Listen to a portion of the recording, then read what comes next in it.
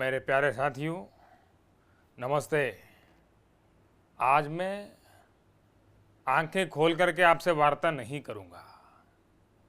आपको हैरानी होगी, लेकिन आपको ये भी पता होगा कि मोदी अभी ध्यान में है, अभी मेडिटेशन में है, अभी साधना में लीन है।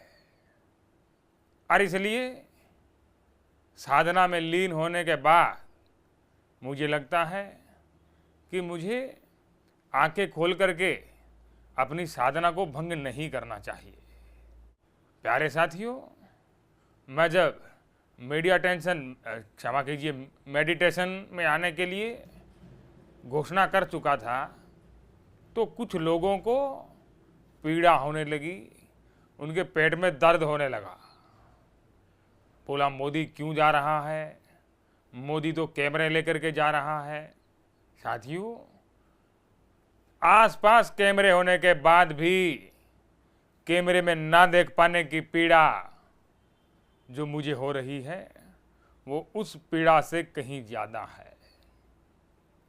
साथियों, मैं आज आंखों में आंखें डाल करके आपसे वार्ता नहीं कर पा रहा, मुझे उसका भी दुख है। ये मेडिटेशन की आवश्यकता क्यों पड़ी? पिछले कुछ दिनों में रैलियां जो हो रही थी, इन रैलियों में न जाने मेरे मुंह से क्या क्या निकला।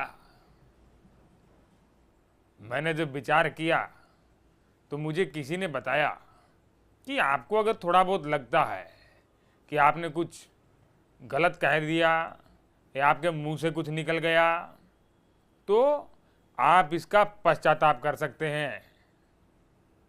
और साथियों, मेरा तो पुराने ऋषियों मुनियों से नाता रहा है। ऋषि मुनि जितने पुराने थे, उतना ही पुराना मेरा उनसे नाता रहा है।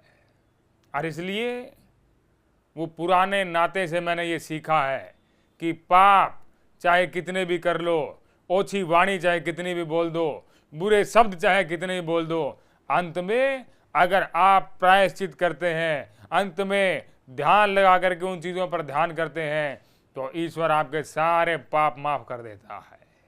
और मैं तो गंगा मैया का गोद लिया हुआ बेटा हूं जी।